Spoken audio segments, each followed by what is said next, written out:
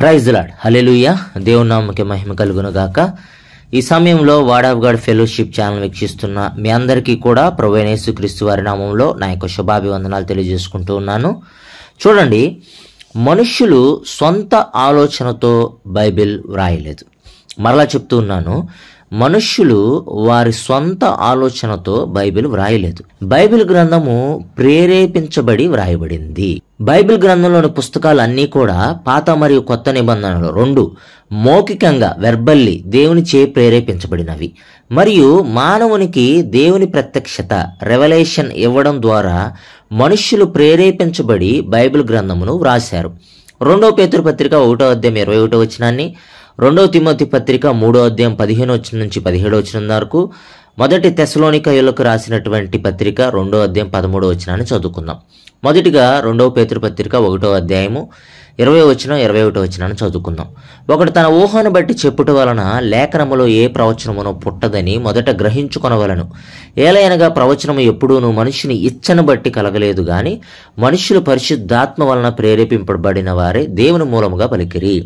ప్రవచనం అంటే ఎప్పుడు కూడా మనిషిని ఇచ్చను బట్టి కలగలేదంట. 20వ వచనంలో కూడా చూస్తూ ఉన్నాం, ఒకడు తన ఊహను బట్టి చెప్పుట వలన లేఖనములో ఏ ప్రవచనమును పుట్టదని మొదట గ్రహించుకొనవలను. లేఖనము అంటే బైబిల్ పుస్తకాల్లో ఉన్నటువంటి అన్నిటినీ లేఖనములు అని అంటారు. 2వ పేతురు పత్రిక 1వ అధ్యాయం 20వ వచనం 21వ వచనాన్ని ERV easy read Telugu version బైబిల్లో చదివినట్లయితే, అయితే మొట్టమొదట మీరు ఇది తెలుసుకోవాలి, లేఖనములోని భవిష్యత్ వాక్కుల్లో ఏది వ్యక్తిగత వివరణ వల్ల అర్థం కాదు. ఎందుకంటే భవిష్యత్ వాక్కు అనేది మానవ ఇష్టాన్ని బట్టి ఎన్నడూ రాలేదు గాని దేవుని పవిత్రులైన మనుష్యులు పవిత్రాత్మ వశులై పలికారంట.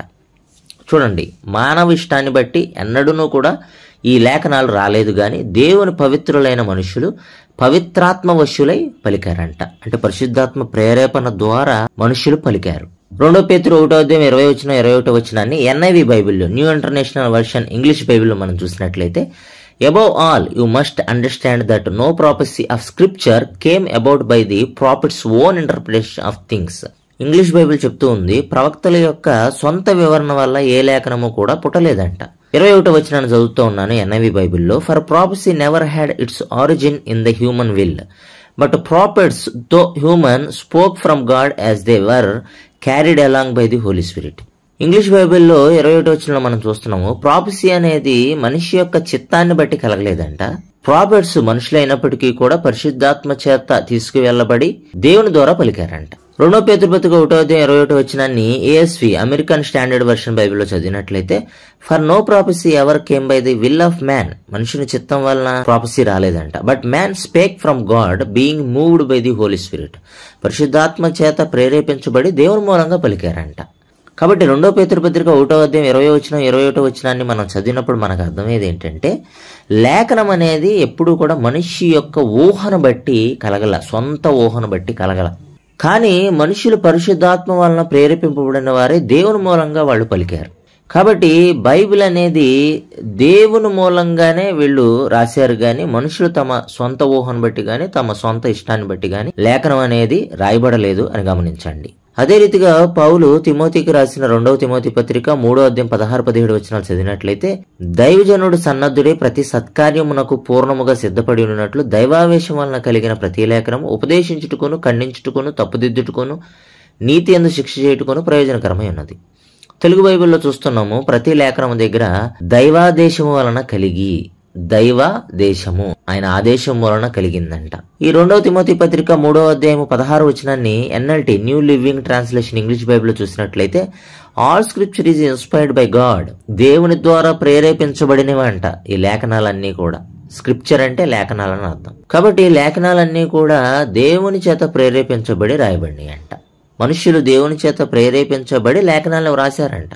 2వ తిమోతి పత్రిక 3వ అధ్యాయం 16వ వచనాన్ని ఏఎస్వి అమెరికన్ స్టాండర్డ్ వర్షన్ బైబిల్లో చూసినట్లయితే, every scripture inspired of God అని రాయబడి ఉంది. ప్రతి లేఖనం అంట. ఇందాక ఎన్ఎల్టీ వర్షన్ లో చూసాం, న్యూ లివింగ్ ట్రాన్స్లేషన్ లో all scripture is inspired by God, అన్ని లేఖనాలు. ఏఎస్వి వర్షన్ లో చూస్తున్నాము, every scripture inspired of God, ప్రతి లేఖనం, అన్ని లేఖనాలు, ప్రతి లేఖనము కూడా దేవుని ద్వారా ప్రేరేపించబడి మనుషులు రాశారు.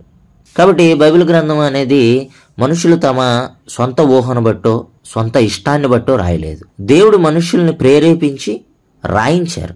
కాబట్టి మనుషులు పరిశుద్ధాత్మ చేత ప్రేరేపించబడి దేవుని మూలంగా పలికారు. ఆ విషయాల్ని మీరు అర్థం చేసుకోవాలి. మొదటి తెస్సలోనికలకు రాసినటువంటి పత్రిక 2:13 చూస్తున్నాం. ఆ హేతువు చేతను మీరు దేవుని గురించిన వర్తమాన వాక్యము మా వలన అంగీకరించినప్పుడు మనుష్యుల వాక్యమని ఎంచగా అది నిజముగా ఉన్నట్లు దేవుని వాక్యమని దానిని అంగీకరించితిరి గనుక మేమును మానక దేవునికి కృతజ్ఞతాస్తుతులు చెల్లించుచున్నాము. ఆ వాక్యమే విశ్వాసులైన మీలో కార్యసిద్ధి కలిగజేయుచున్నది. హల్లెలూయా.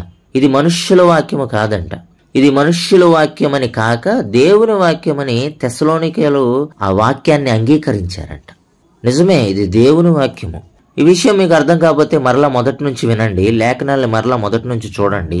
మొదటి పేతురు పత్రిక 1:20-21 కానివ్వండి, 2 తిమోతి పత్రిక 3:15 నుంచి 17 వరకు కానివ్వండి, మొదటి తెస్సలోనికలకు రాసినటువంటి పత్రిక 2:13 కానీ మనకు చెప్పేది ఏంటంటే, బైబిల్ మనుష్యుల యొక్క సొంత ఊహను బట్టి, సొంత ఆలోచన బట్టి, వారి సొంత ఇష్టాన్ని బట్టి రాయలేదు. పరిశుద్ధాత్మ దేవుడు ప్రేరేపణ ద్వారా మనుషులు దేవుని మూలంగా పలికారు. పరిశుద్ధాత్మ దేవుని ద్వారా మనుషులు ప్రేరేపించబడి లేఖనాలను రాయడం అనేది జరిగింది. విషయాన్ని మీరు గుర్తుంచుకోవాల్సిందిగా తెలియపరచుకుంటూ ఈ కొద్ది మాటలు దేవుడు మన ఇంట్లో దీవించును గాక. ఆమేన్.